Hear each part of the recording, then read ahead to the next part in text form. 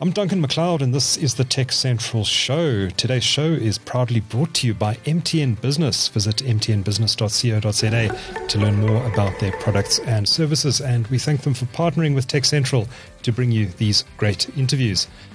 My guest in the studio today is no stranger to TechCentral. Nomvuyiso Batyi is a former Director General of the Department of Communications and Digital Technologies, and she's now CEO of ACT, or the Association of Comms and Technology, an industry lobby group for South Africa's 6 largest telecommunications operators.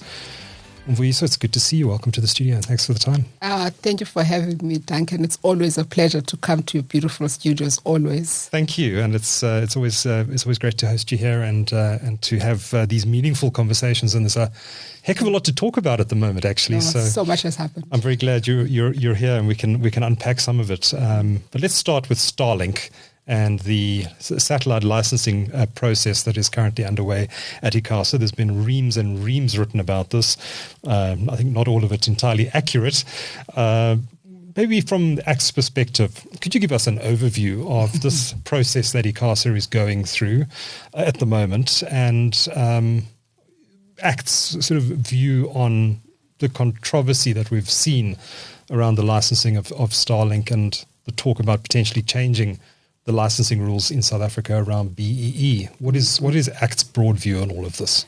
So, as ACT, our position has been clear insofar as licensing or any other topic for that matter, or it always centers around regulatory parity. Mm-hmm. That it should not matter that should not matter that you are a satellite network operator, you're a mobile network operator. When you come into the South African market in itself, the rules should be applicable to you as they're applicable to the next person. Mm-hmm. That has been our approach. South African companies and international companies. International mm-hmm. companies. And we have said this insofar, if you think about universal service obligations, quality of service issues, so the same rules should be applicable. End user and subscriber rules, they should be the same because you are coming within this South African context. So purposes of satellite, ICASA did the inquiry, and I know and I'm glad you said it that way. There's a lot of misconception insofar as the process that ICASA started last year already, that the LEOs, it's been targeting only at Starlink. We also made that error, I must say. And not only, we were not even talking about Starlink, we're like, why only satellite? There's so many problems. Why have you chosen this topic to look at? And ICASA clarified themselves in the hearing. They say, look, here we had issues such as around pricing, such as access. Yes, they said in the hearing, we're focusing as well on those people that are already here in the market within the South African context that have been asking us different questions. It had nothing to do with this whole war that is happening. And we're like, okay, that's good to know. So we know ICASA is going to finalize that process and have findings soon. So for us, we still wear the cap that says, first and foremost, regulatory parity, be it to an over-the-top player, be it to a satellite network or provider, be it to a mobile network operator. So just have the same rule, because you know in South Africa, the focus has always been, these are the major operators, but don't have different rules for different people. Yeah. Okay. So does that need to be a completely separate process that ICASA needs to embark on, or does it fit in with the public hearings that it's been having, or with the investigation that it's doing at the moment into licensing of satellite services? How would you like to see this issue of BEE and equity equivalence, etc., dealt with by ICASA? What's the correct approach? So we think, I must say first, Minister Malanzi and his team, they're on the right track. Mm-hmm. We support them, right? And why we support them, we are saying this has happened in other sectors. It has happened in automotive, BMW, just how it did happen to them. And we're saying how we understand the legislation, the ECA, as it currently is reading, it puts it as an alternative. But we're only thing we differ with him on is that it's focusing on new entrants. We're like, no, there are people that have already made investments in South Africa, right? And those people as well should be considered. So we're going to make our detailed submission in this regard. So for us, the the issue of BE and EIP is not only applicable to applicants, because once you're a licensee at ICASA, there are certain things that you have to maintain moving forward. Think about it this way practically. If we're going to take the policy directive as it's written insofar as new entrants, it means those people that have been here in South Africa, they will always be subjected to 30% historically disadvantaged groups.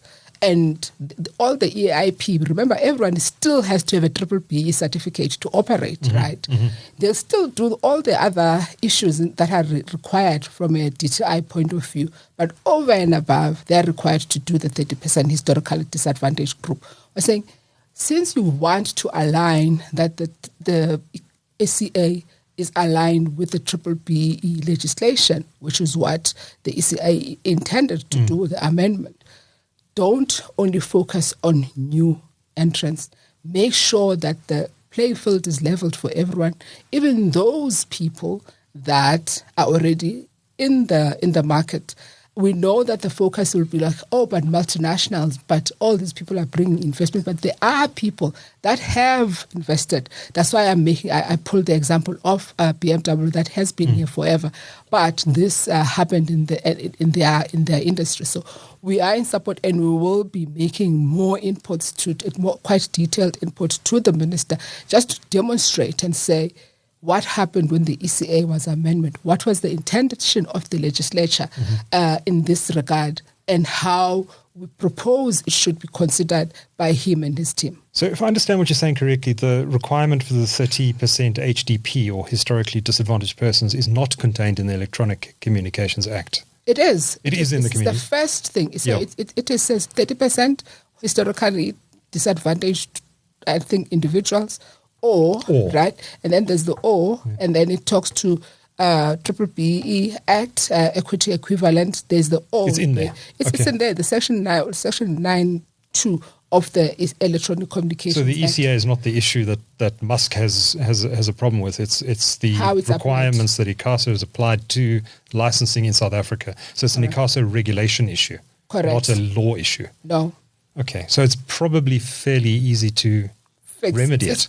It's almost like trying to, how do I say it? If you've worked long enough here at TechCentral, when somebody young comes in and introduces a new rule, it's very difficult for you to change your mind. But you must always understand why they are changing. And I think that's the part that even when I was watching the whole debate in Parliament, I was like, but your Parliament, you came up with this legislation. You amended it, right? After the Vodacom Neotel judgment, you made it like this. And perhaps the message has not filtered through how it should be implemented. And I think that's where then a lot more thinking and not emotive thinking needs to happen. Yeah. Okay. So this draft policy direction that the minister has now published and sent to Parliament for further debate. Is it normal for these things to come out in draft form and then go to Parliament for further debate? Doesn't the minister normally just say, here's a policy direction, ICASA, go and have a look at it? So this is how it happens, because I was at ICASA. So essentially, the minister would have started this process 6-7 months ago with ICASA, because the minister is obliged in terms of the ICASA Act. He first spoke about it about 8-9 months ago. Correct. That he would have conversations with ICASA to try and find each other with ICASA. ICASA will come up with its views, and then ICASA says, no, this is how it needs to work. And he will publish it, as he has done correctly, for public comments for 30 days, right? And then we make inputs. He may elect to have hearings. We shout at him. We have all nice things to say to him and all horrible things to say to him. And then he makes up a page or 2 pages to ICASA. Thou shalt do this. ICASA, consider this policy directive. He can't tell ICASA what to do, though. It's a consider. Please consider this, because they're an independent regulator in the Constitution. Correct, right? Correct. But to assist himself, he needs to, instead of being too legalistic, explain why this is important, why this should be done. And perhaps, and I know I'm no advisor to minister, but to even talk to, let's say, the BE Commission within DTIC, because they know this thing, they are the experts, and try to guide in terms of how ICASA should consider, because ICASA has a right to say no. The only thing that was new was when something like this is in the public domain, Parliament starts debating it. That was new. So ICASA then has an option to consider, to say, yes, we have considered it, and yes, we agree, and this is how we're going to do it. And ICASA is required in law to give minister feedback. There's no time frame, but the minister can say, give me feedback on a quarterly basis. How far are you in terms of considering this directive? And the ICASA needs to respond to the minister. So it's two directives. It's the one on EAIP and the one on licensing of IECNS, right? So it's the two directives that ICASA, that is still, minister is still out in the public domain for commentary. Okay. Yeah. So this whole process, how long should it really take, feasibly? I mean, do there need to be public hearings? Is this something that's going to take months and months and months, or is it something ICASA can simply look at and say, yeah, that actually makes sense, let's just amend it? For a minister's point of view, it doesn't take long, right? It can take anything between 2 to 3 months. From an ICASA point of view, which becomes tricky, so because ICASA has this actually in government annual performance plan, if this was not part of their plans for this financial year, it's not budgeted for, they can say, oh, minister, we're still taking advice on this thing, and actually it's not part of our plans, can we look at it next year? Or they can apply to have their annual performance plan to being amended. So ICASA then... So if it's not on the performance plan, they're not going to deal with it? They can. They can reprioritize. Okay. There is that issue. There is that option. Because I imagine this is quite urgent. Yeah. They can. No, but it's urgent to whom? Well, to the investors, to Musk. That's also, so you have to be in.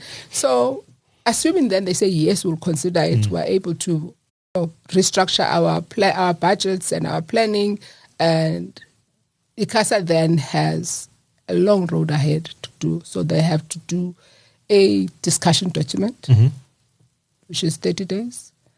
After the discussion document, they'll come up with the findings document. Depending which process they choose, they can do that. Or they can say, actually, we agree with the minister, our regulations on ownership and control need to be amended, right?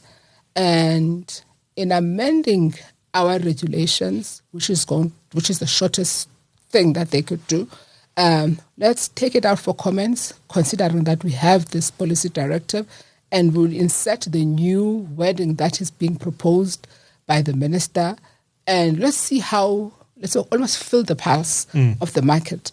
Let's put it out there for commentary. That is 30 business days from ICASA, and then depending if everyone says yay, assuming that ICASA will only focus on the amending of that provision, then that can take between 60 to 90 days. Okay. So it could all happen this year still? It could happen this year still, especially for that, right? The one that is more complicated, which I think people keep missing, is the first policy directive, the one that was issued on licensing of IECNS. That one is more complicated. Why is it more complicated? So before ICASA, so its minister says ICASA must consider, and it's still out for public comments, to license a new individual network service licensee. So in terms of legislation, ICASA then is required to do a market study to say how competitive the market is. So I'll make the example, ICASA did this in recent years. I can think of 2 instances. They did this in recent years on the licensing of subscription TV, when we had the ODMs of this world, the Moja Labs of those. Yes. So first they do that. They'll do that, and then they'll say, okay, there is space in the market to license a new, it's almost like doing a regulatory impact assessment. There is more space, there's space to license more network service licensees in the market, and we'll open up the market, let's say, for 2 people to come Isn't into that very the market. old school though? Shouldn't we just let the market, just the investor decide who's going to compete I know.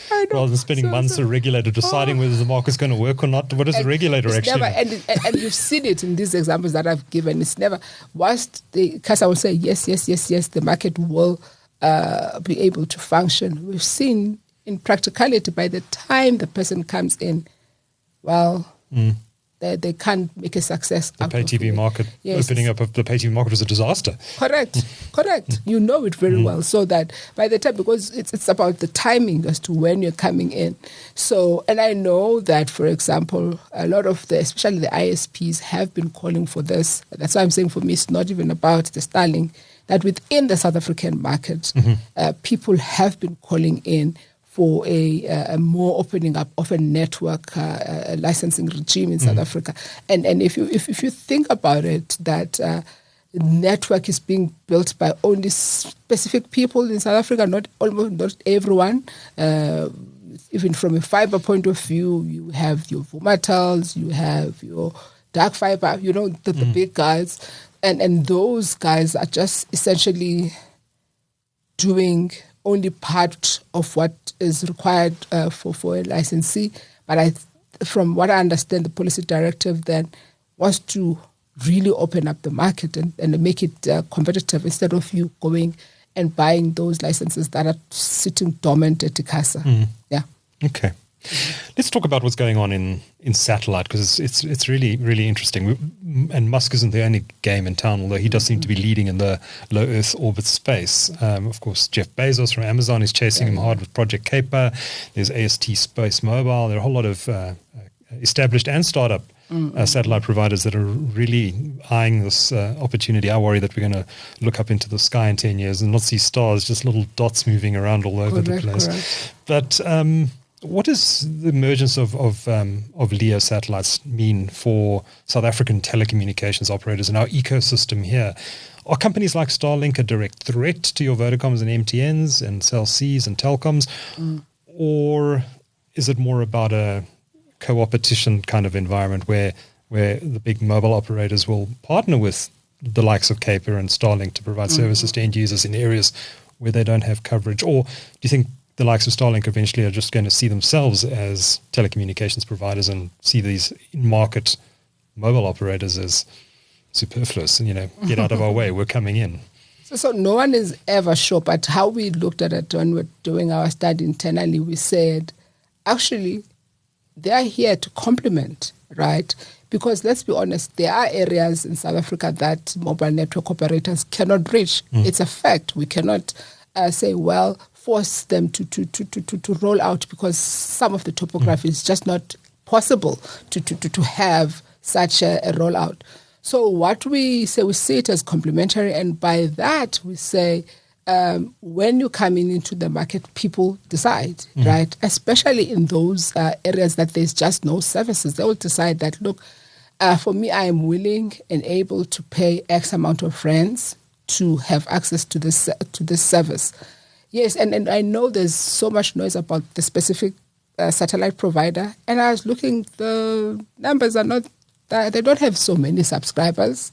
But Starlink. I think, yes, they don't have, but the way people would think they have so many. So you're like, okay, they don't have so many subscribers that you would expect. The last I checked, it was less than, I think it was sitting at, I think that was beginning of this year, globally at less than 3 million. Okay. And you think about it, but the way, I think it's just the enigma of the man. Yeah. Yes. So, and you think of people such as like Kuiper, as you think about, they have more reach, especially in certain areas within the markets that they operate in. But because it's not, people do not associate satellite with Amazon, right? They associate them with certain kind of business. So it's that kind of thing.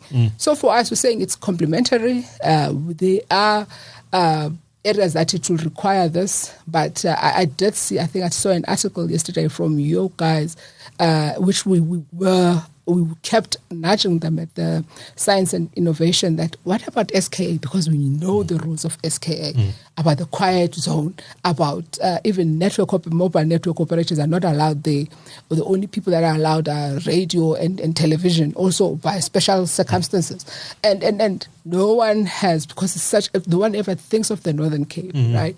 And the scientific world are the ones that said, no, don't touch us. We want whoever comes in the satellite space, this is supposed to be clean. So I think, which is already, we've seen a lot of LEOs. If you go to Northern Cape, that's where you have the cleanest sky in South Africa. So, although, funnily enough, that's probably where these LEO services are most needed. Exactly. But because of what we agreed to in 1991 for purposes of scientific research, that it is required that we have that satellite, the SKA within the Karoo. So for us, it's one of those things that says, look, there is no harm, but they must come in through the right door. That's it. They're here to complement, right, the services that are already here. Think about it. There's somebody that I saw on the freeway that has a mobile, the new network operator. I think Lemon or Melon. Melon, yes. I was like, okay. So it is what it is. Yeah. Interesting times. So do you think that these LEO services will help bridge the digital divide at all? Or do you think that it's too expensive and it's only going to be used by, say, farmers and, remote mining operations and that sort of thing? Is it more of a business type internet service, or do you think it'll eventually filter down to, rural Zululand, rural Transkei? So I think it all goes to economies of scale. So because I've seen, I think the Kenya example in Kenya, that it has actually even gone to residential areas because of the pricing that was on offer in Kenya. But that has had a quite catastrophic results because the service hasn't worked, because I don't think they've had such much demand as they've had in Kenya. So they've done that in Kenya. But in other markets within Africa, it's been mostly the affluent, the businesses, the people that are in outlying areas, let's say the mines, the farms, that has, because of the pricing that has been available. So if you think of countries such as, I think, Zambia, the pricing is so high, and you don't know what, in terms of economies of scale, what happens there and in Kenya, because in Kenya, it would seem as if it is affordable in that market, and therefore that's why they were able to do that. Whereas in other countries such as Zambia, it's more the people that will be doing the farming, the people that are doing the lodges, that kind of thing. And we know what happens there because of the animals, the networks hardly function in those areas. So it's been sort of like that. So even here in South Africa, the partnerships that some of my members have with Leon, it's mostly to connect those kind of communities where there's a gap. Even when you are driving on the N1 to Polokwane, there are areas that there is just no connectivity. So those are the areas that are being looked at, right? And also when I said complementary, think of it this way. The scourge of vandalism that is happening in South Africa, that it is so difficult for network operators to go to other areas to roll out infrastructure and keep rolling it out because it keeps being destroyed. So and I'll use the old word, gap filler, those areas that it could also be available, but that will mean that people are going to pay more because the alternatives are going to be far few and in between, because there are markets that people will, just like with areas that will say, the examples that we made, KwaZulu-Natal, the areas that are just a no-go area that, like, no, we've been building, there is infrastructure mafia, there is destruction of infrastructure, there is all those things, yeah. I suppose that there are business opportunities as well for someone who could, buy one of these Starlink kits or Project Caper kits or whatever it is, put it in and then offer some sort of Wi-Fi hotspot service where Correct, like a yes, community center or... Correct. Actually, and those, and you've seen it works, especially in rural areas. Yeah. I always think of rural Transkei, which is, I find, is the most awkward thing. One of your partners, MTN, they're so dominant in Solo. And I didn't know this because they decided to partner with an agricultural school there. Okay. And why is everyone using MTN? They have those bibs, right? People selling airtime. They're like, no, it's the only network that actually works here. I was like, why? No, because it has decided to partner with this big agricultural school here, which I didn't even know existed. So there are those, you choose your niche, even if a place is so rural and people do not have money, you are able to say, okay, I want to do this to make it succeed. So, yeah. Okay. It is a business opportunity for some. Okay. Let's change tack a little bit and talk about the 2G and 3G switch off. I know we spoke about that last time you were here, and I think it was the previous minister who'd set a deadline, I think of the end of 2027, to switch off something or other. I forget which it was, or both. I forget what you said at the time about whether the industry or the government should be decided. I think you said the industry should make this decision. But where are we currently? Is there still a hard and fast deadline? No. Has it fallen away? So although the date is there, the thing that the policy directive says now, the one of May last year, I think it was May last year, I don't even forget, the election day, the eve of election. Yes, it was just before the election, that's right, yeah. So it actually now has, they've come up with the new wording that says ICASA must do a regulatory impact assessment to test on when should switch off, when it should happen. So we're like, okay, that's good. That because CASA, in any case, when it does, it will still come back to industry and ask questions and then do the entire process in itself. But from our side, the things that are encouraging is through the conversations we've had with Minister Malatsi. He was able to go, because we don't have access to Minister of Finance, he was able to have conversations with Minister of Finance, and there's a relaxation in this regard. And as well, we are having conversations with ITEC, International Trade Export, something within DTIC. So this is an entity within DTIC that deals with importation of goods in terms of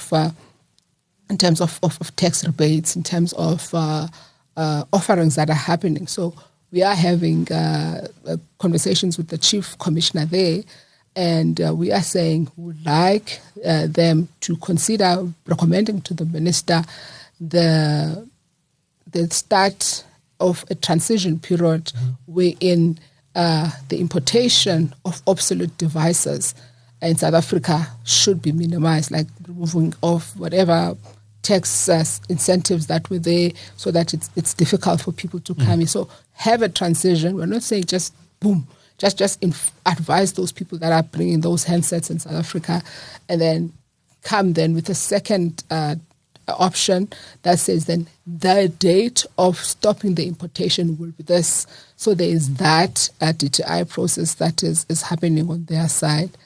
The thing that we didn't get right, although we tried, we're also trying to have, especially 4G handsets, to be considered for not to have VAT.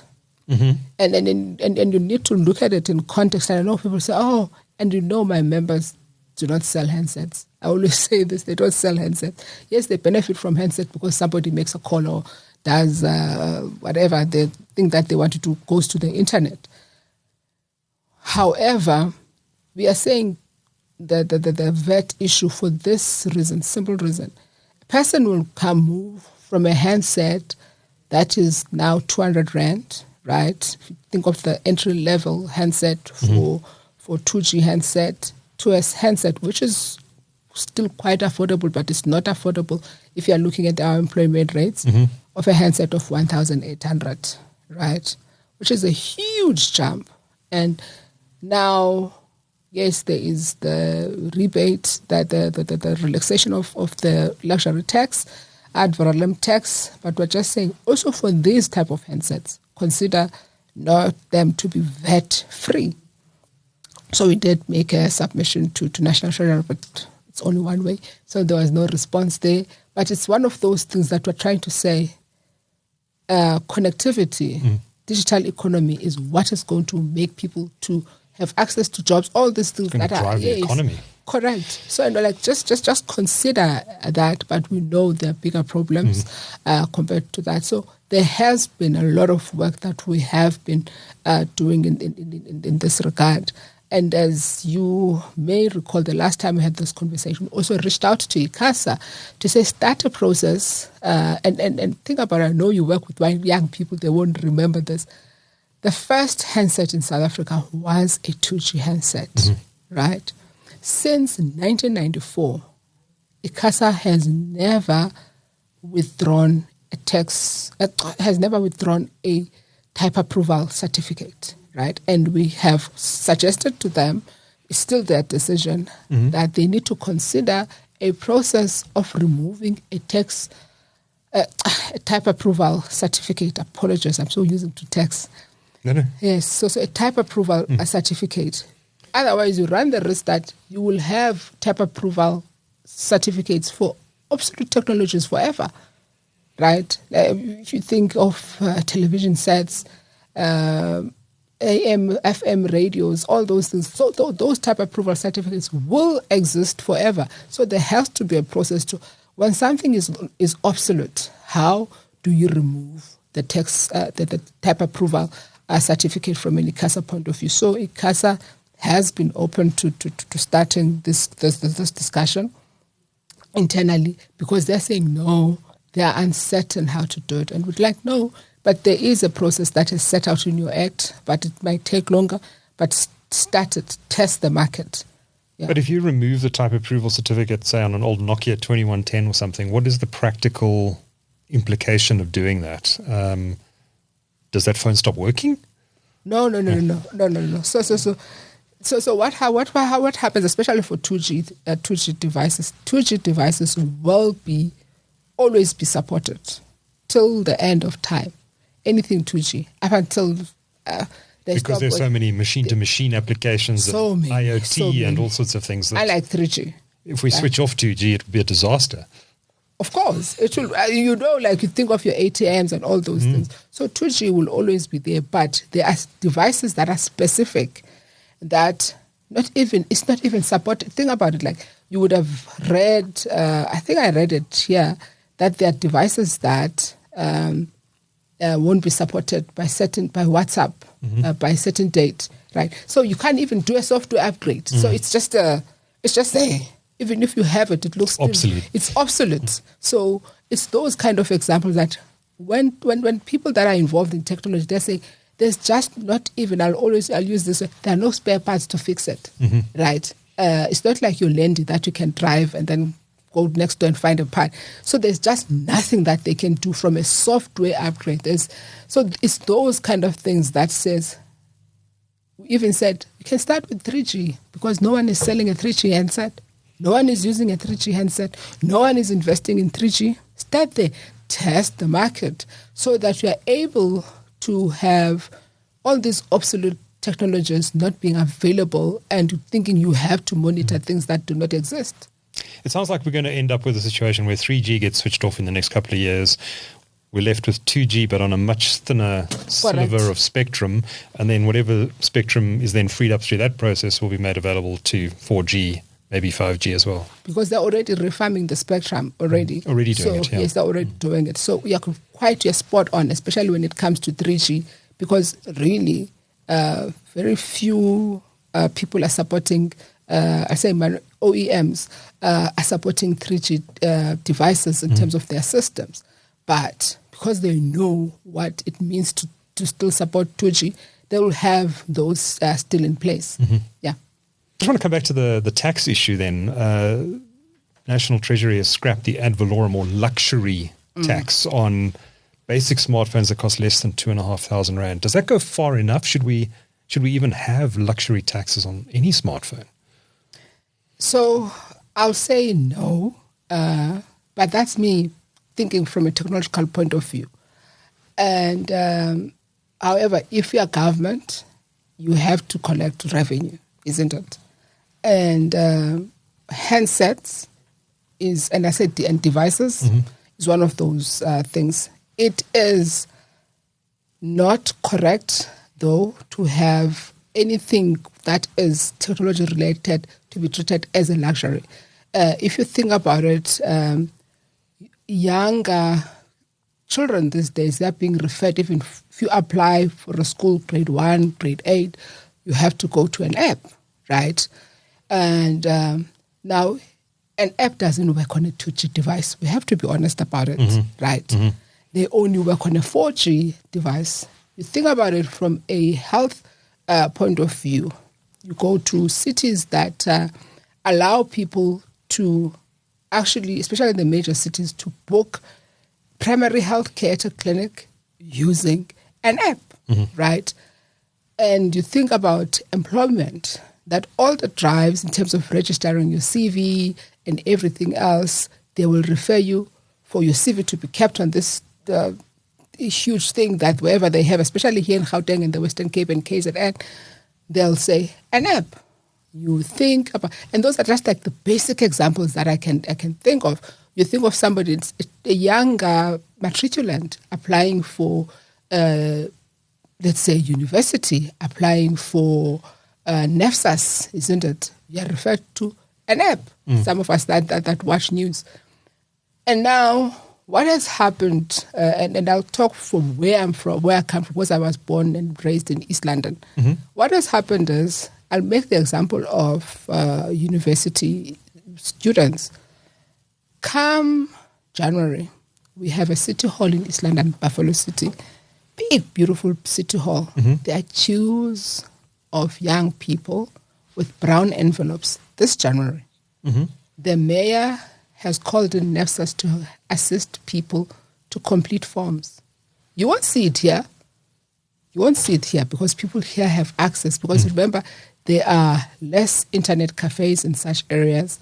However, if I have my own device and NEFSAS keeps referring young people, especially those people that are in that low income gaps, to apply, which is a good thing. We have this on our app, and it's a free downloadable app. But my handset is a 2G handset. I could never be able to do that.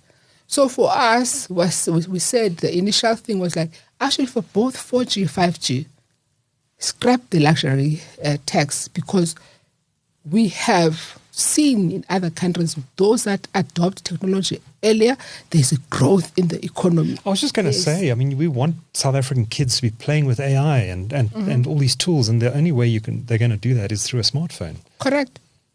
But are we crazy to be putting luxury taxes on these things? It's just one of those things that is just, I think it worked at a particular point in time. Now people are just used to it because it's billions of rands.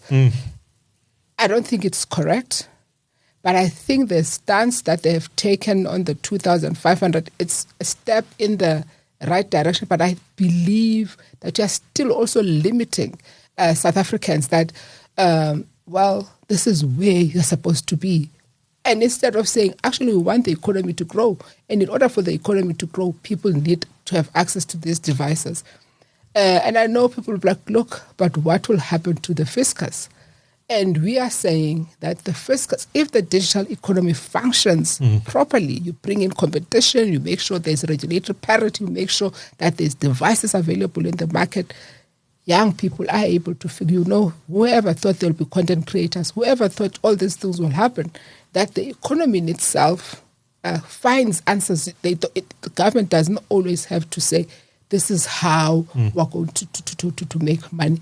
But I will just restrict myself and focus mostly on 4G, because I know on 5G, it's just one of those topics that they do not want to. They see it as a luxury good. And when I explain to young people, they think it's a joke. And I'm like, think about it. It's like Louis Vuitton, Makosa, you wearing Nikes. And so that's how. They're like, huh? I said, yes, it's how it is. That's how it's looked at it as a... and I said, they're like, oh, maybe it's like those they call the famous brands. Then I'm like, no. Even the cheapest brands that It's about the components that are, it's not only about the handset, it's even the things that are inside the phone. That's why you had that person in KZN who tried to have an assembly plant. It didn't work. No matter what it did, the components were still being taxed as a luxury luxury good. So it's just not a good idea ever. It has never been a good idea at all. I don't think so. If we're serious about digital economy, yeah. Hopefully, our finance minister is listening to this conversation. So let's talk about the spectrum auction. We've had one. When was it? 2022. Yes, 2022. Time's marching on. It's been 3 years since the last spectrum auction.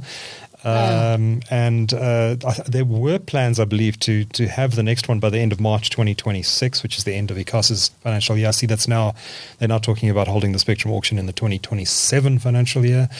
Are we leaving this too late again, or is this okay? I think it's okay, and I'll tell you why I'm saying it's okay.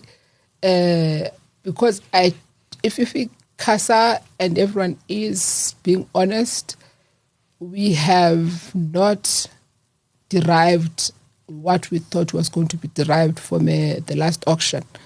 In terms of? In terms of, first of all, the rollout that was anticipated for 5G connectivity,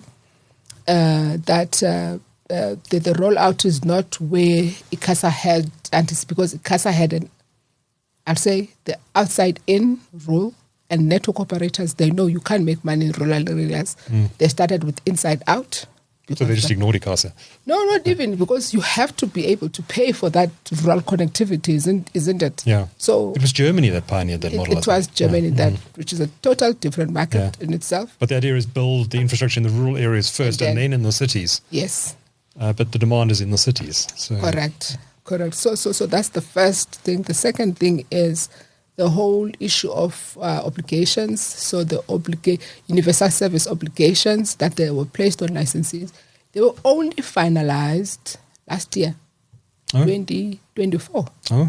They only received their licenses last year, 2024, March.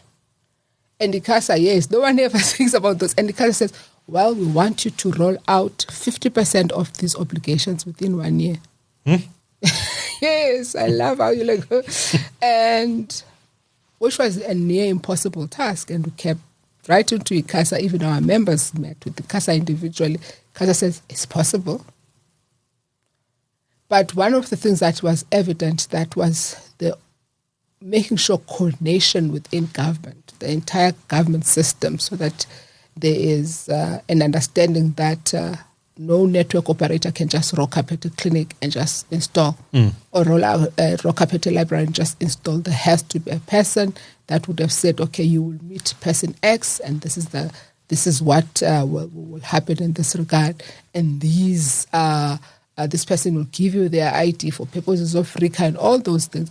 It's things that have become so complex that even the database, we had to clean the database that was given to the network operators by ICASA. We had to apply to the Competition Commission because we're doing it as trying to do it as a group, but also treating people individually. We're saying then we had people on board to assist us in terms of rolling it out. It's not been easy. It's been, yes, rolling out has happened, but on a smaller scale, because people move jobs, because there is now agreement, especially from a Department of Basic Education point of view. They agree with us this week. Next week, we hardly find out each other. So it's been a very, very difficult issue. So I think one thing that has been underestimated is the assumption that how we have always had the uptake of technology, you just come plug and play, cool. But that is because you're an individual. That's because you are running a business.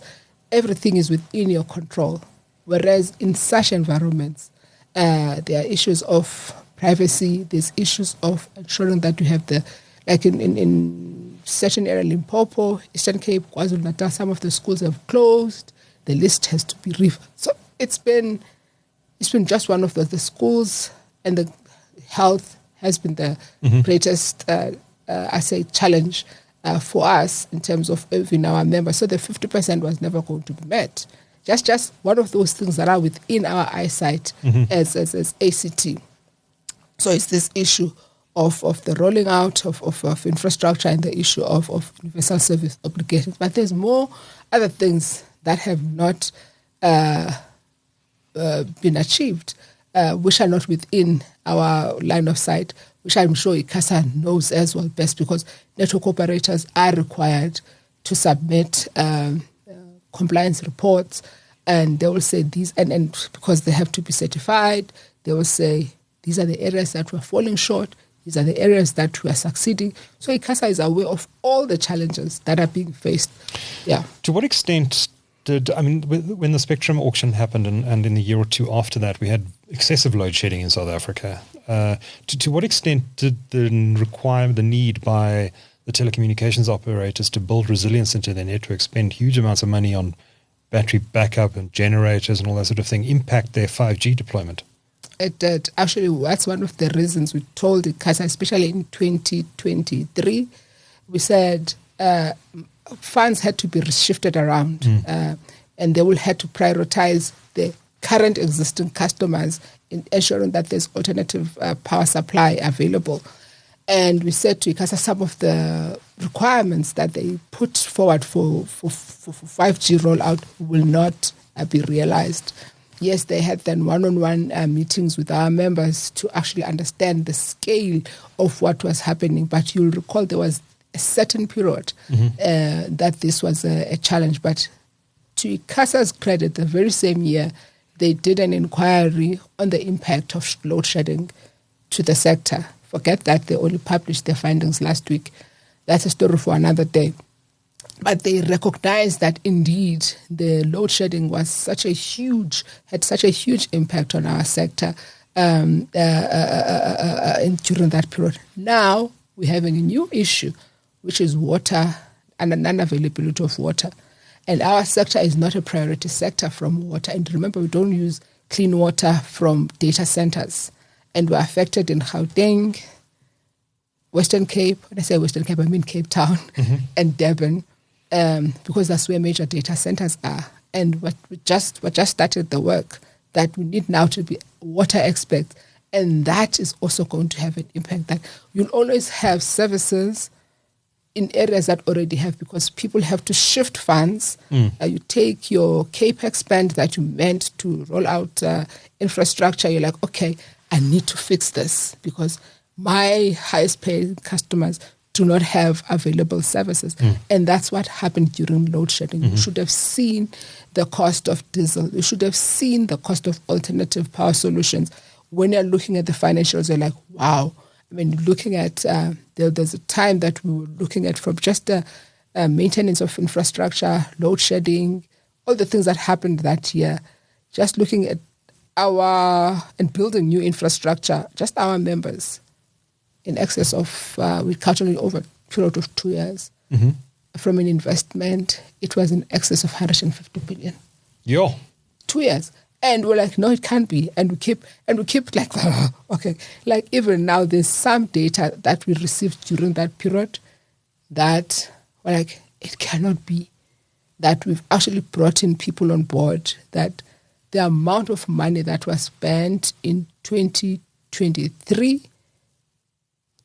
especially, and a bit of 2022, 2023 is just mind-boggling. You're like, so you don't even trust yourself when you're looking at the figures. You're like, no. So that's why we are having somebody test the figures. So in summary, spectrum auction, in your view, is not that urgent right now? No. Okay. And do you think the next spectrum auction is going to be quite contentious? I know that in Europe, seems to be a fight brewing between the Wi-Fi lobby group and mobile operators over who's going to get access to the spectrum around 6 gigahertz. And there seems to be a bit of a fight brewing in Europe over that. Do you think that's going to come here as well? There's always this. Remember, we had the whole fight about WOAN. About? WOAN. The WOAN, yes. Remember, we had that open access network. There was that whole fight, and then there was a whole fight about the set-aside for Centec. We always have, I mean, there's no there's nothing lost on us that there will be drama around this, and there'll be people. We're good at drama. Yes, no, we always. So there will always be something happening, and we're not experts. We're just saying also the timing of it. That people as well need to realize the return on if people have spent money, and during the auction. And remember, after an auction, get a piece of paper. All I say to people, you don't have an idea. You get a piece of paper, but there's still more that is required of you. And it has been tough, and I'll tell you this for free. It has, because I've been at ACT for 3 years, it's been a tough 3 years. I thought I knew things when I was on the other side, but I never saw raw data, because data used to go to analysts. Now I'm the person that is looking at the data, and I'm like, no, there's something wrong with this. That's what I'm saying. You have problems of even trusting yourself, that you're like, no, somebody else has to check this. It cannot be that people are still surviving after what they went through in 2022, 2023. Yeah. Nomvuyiso Batyi is CEO. I've said ACT earlier. It's ACT, the Association of Comms and Technology. As always, great talking to you, and thank you so much for your time. Likewise, great talking to you as well.